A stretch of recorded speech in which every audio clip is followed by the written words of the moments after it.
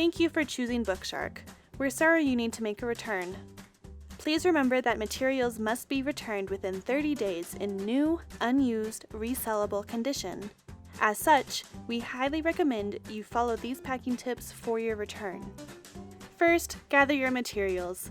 You'll need a copy of your packing slip or order number, a box or envelope, and packing materials.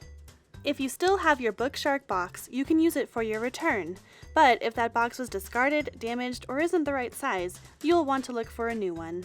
When choosing a new box, look for corrugated cardboard. Test the strength of the cardboard by squeezing the middle of the flap with your thumb and forefinger. It shouldn't bend very easily.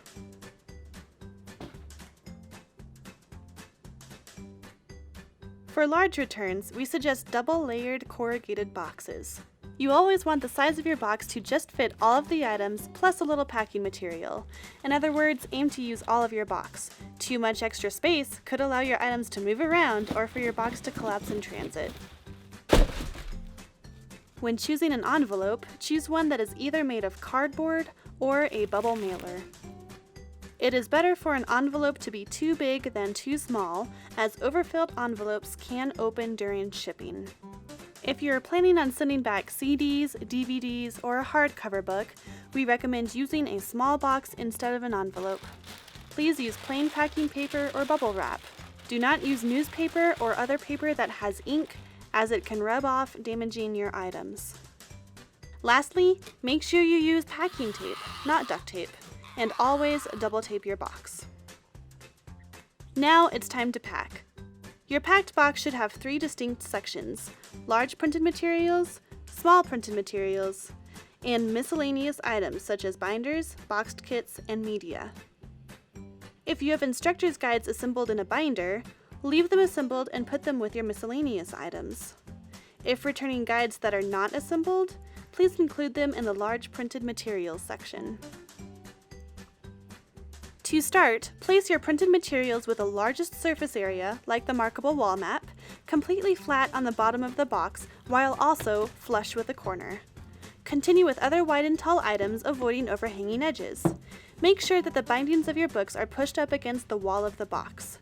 The only exceptions to this rule are spiral-bound books, in which case the spiral edge should be placed towards the center of the box. If you have room for 2 stacks of large books, put them on opposite sides of the box with room for packing material in between.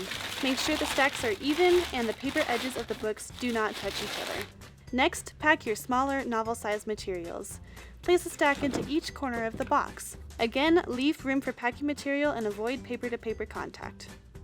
Finally, pack your miscellaneous items. Begin with the heaviest and largest, like an assembled binder.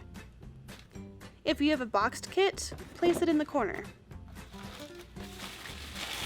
Make sure the cover of your binder is well supported with other items or packing material.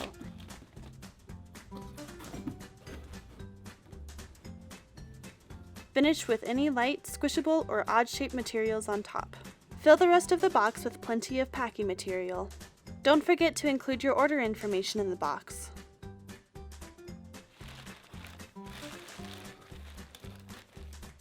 Double tape the box lid with packing tape,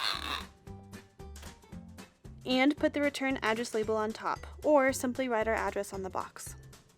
If you have multiple boxes to ship back, please number them in the bottom right corner to indicate they are one return.